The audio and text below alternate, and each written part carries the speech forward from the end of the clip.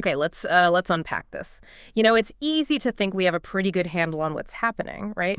But then you stumble across something like the language situation in Ubang, Nigeria. Oh, yeah, that's fascinating. I mean, men and women there speak entirely different languages, not just like dialects, but completely distinct systems. Completely different. It really makes you wonder, you know, what else is going on both around the world and right there in Nigeria that we just haven't quite grasped yet. Now, what's so interesting here is exactly that sense of the unknown, the sheer volume of information floating around that we only ever catch glimpses of. Right. So think of this as maybe a focused lens on some of those really crucial developments. We've pulled together a selection of Nigerian and global news from May 17th, 2025. The aim is really to give you a deeper understanding of the key things happening. Exactly. Our goal is to go beyond just the headlines, isn't it? To sort of extract the significant insights and maybe those surprising little details from the snapshot of news. We're looking at, pretty much everything. Governance, social issues, the economy, even a bit of history thrown in. Yeah, a real mix. We're hoping for a few of those, aha moments along the way. Definitely. So maybe let's start with governance and politics. Good idea. One story that immediately jumps out is this report that Simon Ekpa is facing terrorism charges in Finland, of all places. Right, in Finland. That's quite something. It is. And it's noteworthy because it raises questions about the reach of international law, doesn't it? How nations deal with alleged offenses that might have impact way beyond their own borders. Absolutely. And staying domestic for a moment, the Federation Account Allocation Committee, FAAC, right? Yeah, FAC. They've allocated a pretty substantial sum, N1.681 trillion in April revenue. That's going to the federal government, states, and local councils. That's a huge influx of funds. It is. And the crucial question, I suppose, is always how effectively those resources actually get used at each level. It's a very significant figure, no doubt. And speaking of government initiatives, on the social welfare side, the government's confirmed that 2 million households are now signed up for the cash transfer program. 2 million. Okay. Yeah, so that reflects these ongoing efforts to, cushion the economic hardship. It'd be really interesting to see the actual data on the real-world impact of these transfers down the line. Definitely want to see how that plays out. Now, on a more somber note, we're seeing reports, parents of military personnel making this urgent plea to the federal government. I saw that. They're asking them to stop what they call the sacrificing of our children due to this persistent insecurity. That really brings home the profound human cost of these security challenges. It really does. And this connects directly, doesn't it, with the news that President Tinubu has just inducted 2 new jets into the military fleet. Right. And he's specifically ordered the military to step up operations against insecurity. So that action, it signals a clear governmental response to these very pressing concerns. And it seems like a dual focus, too, because while they're addressing these immediate security things, President Tinubu also underlined the importance of education and Medicare as key priorities in a recent meeting. Right, balancing immediate crises with long-term development. Exactly. And expanding on that healthcare point, Vice President Shedema, he reiterated the government's commitment to increasing access to ENT, ear, nose, and throat healthcare services. Okay. And also tackling that significant problem of brain drain, skilled professionals leaving the country. Yeah, that's a persistent issue. It suggests a kind of multi-pronged approach trying to strengthen the whole healthcare sector. Okay, so shifting gears a bit to the political landscape. The Senate president has apparently stated, quite publicly, that Akwa Ibom has already endorsed President Tinubu and Governor Eno for the 2027 elections. Wow, already? That's early. Very early. These kinds of declarations often give us a little glimpse into potential future political alignments, don't they? They certainly can. We're also seeing the emergence of, what's being called a shadow government. There's a report of 500 lawyers organizing to defend Professor Utomi against the DSA, the Department of State Services. 500 lawyers. That's a statement. It is. And this development, it raises some important questions, I think, about the right to legal representation, especially in potentially sensitive situations like this one. Okay, turning to the courts now. A court has adjourned a land dispute involving a former Director General of the National Sports Commission, a Mr. Adamu. Right. These legal proceedings, they can often drag on for a long time and involve some pretty complex history. True. And in the fight against financial crime, the EFCC, Economic and Financial Crimes Commission, they're reportedly presenting witnesses now in a pretty substantial trial, and $1.9 billion related to alleged diversion of road funds. And $1.9 billion. Wow. Yeah. It just underscores those continued efforts to, hold people accountable for corruption. Definitely. Now, going back to security for a sec, the defense chief is attributing the infiltration of jihadists, at least partly, to the country's porous borders. Porous borders. That highlights a pretty significant vulnerability in the national security setup, doesn't it? It does. And adding another layer to this, the Defense Headquarters DHQ, they've indicated that terrorists are now recycling old attack videos for propaganda. Really? Old videos? Yeah. It just shows the evolving and sometimes deceptive tactics being used in, well, information warfare. Interesting and concerning. Okay, so in Ogun State, there's a sports festival coming up, and the police have issued assurances about public safety. A standard procedure, but important. Maintaining security at big public events is obviously crucial. Absolutely. We also have a rather, let's say, assertive prediction from Senator Akpabio. He's suggesting the PDP, the People's Democratic Party, might actually collapse by 2027. Collapse. That's strong language. It is. Political forecasts like these, they're always interesting to watch, but, the political landscape can shift so quickly. Oh, absolutely. Anything can happen. Interestingly, though, there are also reports suggesting that the leadership of Nuhu Ribadu and Ibrahim Salihu has played a key role in helping the APC, the All Progressives Congress, with their reconciliation efforts in Adamawa State. Okay, so some internal party dynamics there within the ruling party. Exactly. Gives us a bit of insight. And just for clarity on political endorsements, because it can get confusing, Yeah. the Southeast chapter of the APC has put out a statement saying President Tinubu has not endorsed Governor Soludo for a second term in Anambra. Right. Important clarification.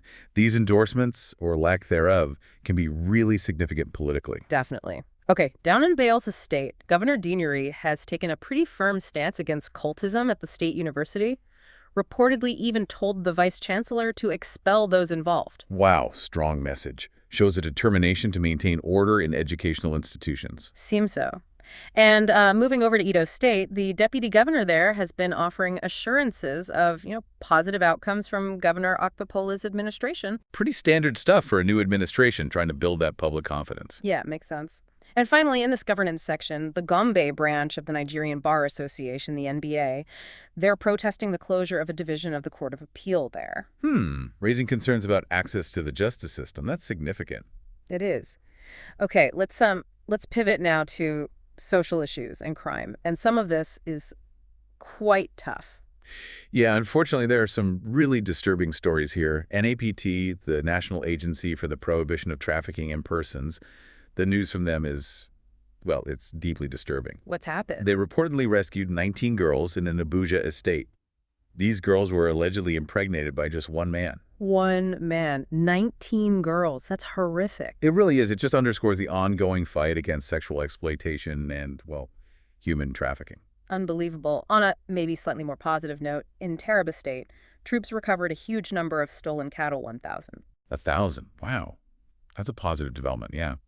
Highlights the efforts against cattle rustling, which is still a major security and economic issue in some regions. Still a big problem. But then we also have these concerning reports of people impersonating EFCC operatives. Yeah, fake EFCC officers arrested in Niger State for allegedly abducting university students. That's a really worrying trend, criminals exploiting the authority of law enforcement like that. It absolutely is. And tragically, police killed 2 people during an attack on a checkpoint in Anambra State. Just illustrates the continued volatility, the danger in some parts of the country. Yeah, still very volatile. And in Jigawa, the Civil Defense Corps, the NSCDC, they've arrested 9 people for alleged cattle rustling again. It keeps coming up. It does. And the sheer scale of reported human rights violations is just staggering. The National Human Rights Commission, NHRC, Yes. they recorded 86,000 cases of child rights violations. 86,000. And over 261,000 general human rights complaints, just in April. In 1 month, those figures they paint a really stark picture of the challenges. They really do. And there's also this heartbreaking story from Abuja. The search is intensifying for a 13-year-old boy who was swept away by a river. Oh, that's awful. A terrible reminder of the dangers, especially with heavy rain. Yeah. Then, in River State, there's a truly bizarre and frankly disturbing incident. A woman reportedly bit off her lover's manhood during some kind of sexual dispute. Good heavens. That's exceptionally violent and unusual. To say the least. We also have reports of a 23-year-old female undergraduate allegedly shot dead in McCurdy. Oh, no.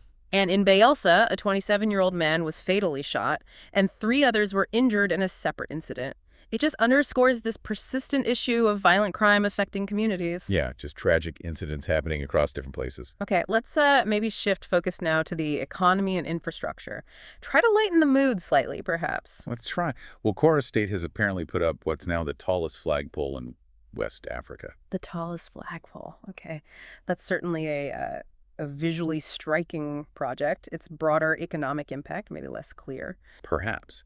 But on a more, let's say, economically significant note, Nigeria's digital mining platform has reportedly got an endorsement from ECOWAS, the Economic Community of West African States. Okay, that sounds promising. Could potentially boost the mining sector, foster some regional economic ties. Exactly. That's the hope. All right, and now for our little Did You Know segment. Yes.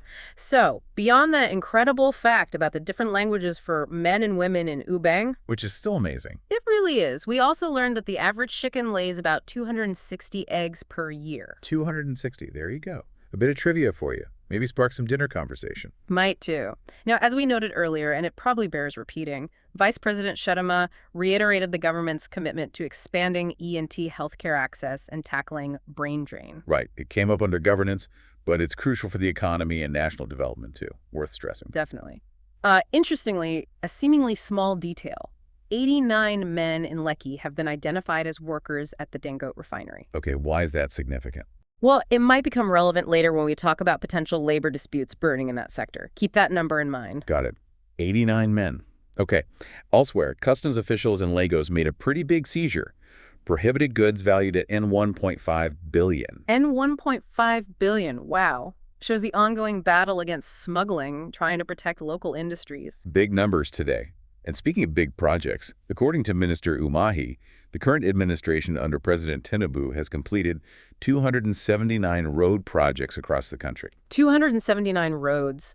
That suggests a real focus on transport infrastructure. It seems so. And the government has apparently spent a hefty N$2.2 trillion on these roads. Minister Umahi even compared President Tinubu to the biblical figure Joseph in terms of resource management. Okay, that's quite the comparison. Those kinds of analogies can be very telling, can't they? They certainly can. There's also some encouraging news from the arts and culture sector. The ministry has reportedly secured a $200 million investment. $200 million for Yes. arts and culture. Yeah, with really ambitious plans to generate 2.5 million jobs by 2030. That could be a massive boost for the creative economy if it pans out. That would be huge. Okay. And the federal government also announced that the College of Petroleum and Energy Studies in Kaduna is ready for commissioning. Right. Important step for developing local expertise in the energy sector, which is obviously vital for Nigeria. Absolutely. But then there's this rather, concerning statistic that's emerged. Oh. A minister lamented that a reported 85% of Nigerian students who get foreign scholarships don't return to the country after their studies. 85%. Wow. That's a huge loss of highly skilled people. Yeah. A massive brain drain figure. Exactly. Represents a significant loss of human capital. Well, maybe related to skills, the National Educational Loans Fund, NELFND, is expanding its loan program to include vocational skill centers. Ah, okay. So Yeah. maybe trying to address the need for skilled labor domestically could help bridge that skills gap in various industries. That seems to be the idea. The federal government is also engaging a lot of farmers, 1.6 million in irrigation projects. 1.6 million farmers. That's aiming to boost agricultural productivity, reduce reliance on just rainfall, I imagine. Precisely. Enhance food security. Now, there's also a policy shift happening in tertiary education funding. What's that? The federal government is reportedly stopping TET Fund support, that's the Tertiary Education Trust Fund, for institutions with fewer than 2,000 students. Fewer than 2,000. That's going to have a big impact on smaller universities and colleges, surely. You'd think so. Significant ramifications there, potentially. Okay. In the power sector, The Niger Delta Power Holding Company, NDPHC, and its partners are set to deploy 20 million W of solar power in Kano. Good news. A positive step towards diversifying energy sources, moving towards renewables. Definitely need more of that.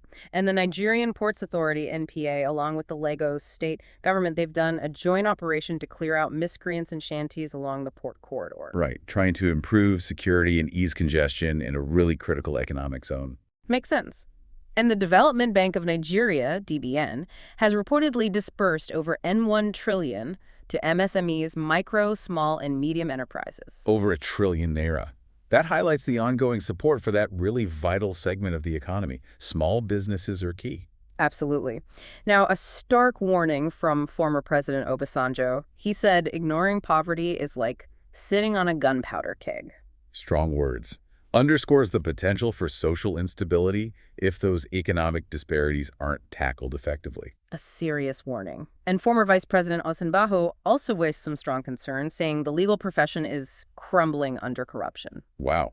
That's a serious indictment from someone like him. Calls for major reforms in the justice system. You'd think so. In the Federal Capital Territory, Minister Wyke reports over 60 schools have been renovated. Okay, investment in basic education infrastructure there. And apparently, residents in the FCT are giving positive feedback to President Tinubu and Wyke for reviving infrastructure development in the territory. So some positive public response to those initiatives, it seems. Seems like it. Now, we arrive at that potentially contentious issue I mentioned earlier. The Dangote refinery workers. Exactly. The Nigeria Labor Congress, the NLC, is threatening a major showdown over the alleged mistreatment of those 89 laborers. Right, you mentioned that number. This could escalate into significant industrial unrest, couldn't it? Very possibly. Definitely one to watch. There's also a call being made for the National Assembly to repeal the law about abusing the naira, suggests a desire for stricter measures to protect the currency. Interesting. Protecting the value of the naira. And Mieti Allah, the Cattle Herders Association, they've commended President Tinubu for creating a dedicated livestock ministry. Okay. And they're urging states to do the same. So a positive reception to that policy from the pastoralist community. Right, indicating that move was welcomed by them. Then we have resident doctors accusing a developer of a N200 million housing scam. Ouch. Highlights the risks in property deals and the potential for exploitation. Yeah, unfortunately. And back in River State, tensions seem pretty high. Reports of clashes between supporters of Minister Wyke and the current Governor Fubara at a town hall meeting in Port Harcourt. Suggests ongoing political friction boiling over there. Seems like it. And adding to that sense of unrest in Rivers, a town hall meeting organized by News Central reportedly ended in chaos because of some unspecified emergency. Chaos. Wow. Indicates some significant underlying tensions there for sure. Definitely sounds like it. And tragically, 5 people were injured in an explosion at a filing station also in Rivers State. Oh dear. Underscores potential dangers with infrastructure and maybe safety regulations needing attention. Yeah, another worrying incident. Okay, let's move on to education and technology briefly. Right. The Joint Admissions and Matriculation Board, JMB, has launched an emergency support center. It's for counseling candidates. Oh, that's a good initiative. Supporting students through that stressful examination process is important. I agree. And some positive news from aviation training. A student from an institution called LBS has reportedly emerged as IATA's best performer in Nigeria. Fantastic. Speaks well of the quality of training available. It does. Now, regarding those recent technical glitches during the UTME exams. Yes, the university entrance exams. Right. Both NASFAT, that's the Nasrullahi Lifathi Society, and various African universities have actually voiced support for how the JMB registrar, Professor Al-Aid, handled the situation. Okay, so backing for his response. Yeah. And furthermore, the Vice Chancellor of FUR, the Federal University of Technology, ACURE, also publicly commended Professor Al-Aid for his transparency about the issues. Transparency is key in those situations. Suggests a degree of confidence in JM's leadership, despite the glitches. Seems so. And finally, in this section, the Minister of Information, Idris, clarified that a ministerial briefing was not relocated to London, just addressing some potential misinformation. Right, clearing the air on that one. Okay, let's just briefly touch on some international news snippets now. Quick global roundup. Yeah. Global cinema attendance reportedly dropped in 2024. Maybe reflecting changing habits, streaming, and all that. Could be. Also, an Adidas ad showing a shoe on the Acropolis in Greece sparked quite a bit of outrage. Oh, dear. Shows the sensitivities around using cultural heritage for commercial stuff. You have to be Oh, careful. very careful. The U.S. Supreme Court blocked former President Trump's attempt to resume deporting Venezuelan migrants. Right, a significant legal and political development in U.S. immigration policy there. Definitely. Uh, And in a rather unconventional move, the U.S. is reportedly considering a reality TV competition as a path to citizenship. a reality show for citizenship. Seriously. That Yeah. certainly generated a lot of reaction, I bet. I imagine so. The EU is apparently preparing new sanctions against Russia after President Putin didn't attend a meeting in Istanbul. Okay, indicating those geopolitical tensions are still very much ongoing. Yeah. And the ECOWAS Court of Justice ordered Ghana to pay $75,000 in compensation for unlawful detention. Right, showing the role of these regional courts in upholding human rights standards across member states. Important role. Okay, finally, let's take a quick look at today in history. What happened on May 17th? Well, on this day in 1990, a landmark decision. The World Health Organization removed homosexuality from its list of mental diseases. Wow, 1990. That was a huge step forward for LGBTQ plus rights. Absolutely massive.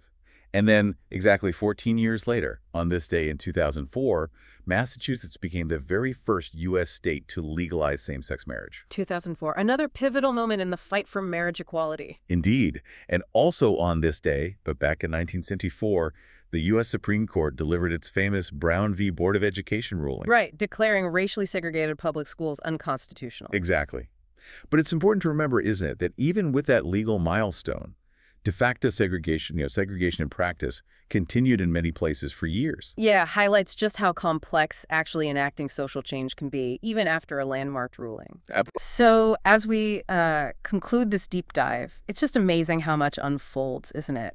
In Nigeria, around the world, just in a single snapshot of time. It really is. We've covered complex politics, pressing social issues, major economic shifts, and even these really pivotal moments in human rights history. Yeah, what really stands out is just the sheer diversity of it all. Yeah. From, unique local things like the languages in Ubang, right up to these big global trends like how we watch movies or international legal rulings. It really underscores how interconnected everything is, doesn't it? It does. Intricate and interconnected. So here's a final thought, maybe something for you, the listener, to ponder. Considering everything we've talked about today, this wide spectrum of challenges and initiatives, what do you think is the most pressing area that demands Nigeria's focus in the coming years? And, why do you think it's so critical? That's a great question to leave people with. Well, thank you for joining us for this deep dive into the news today. Yes, thank you. We really hope this has offered you some valuable perspectives and maybe spark your interest to dig a bit deeper into some of the topics that particularly resonated with you.